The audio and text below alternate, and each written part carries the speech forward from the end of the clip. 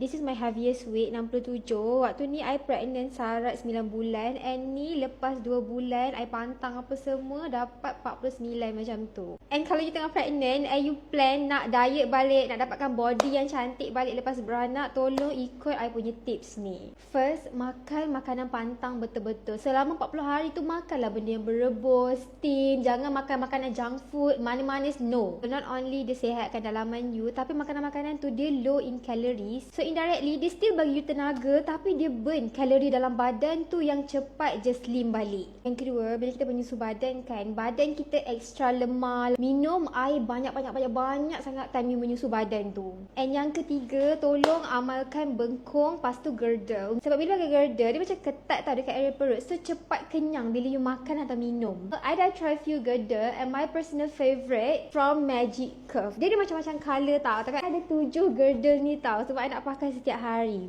Lepas 2 bulan I beranak, I dah boleh pakai seluar saiz S and pinggang I 23 inci.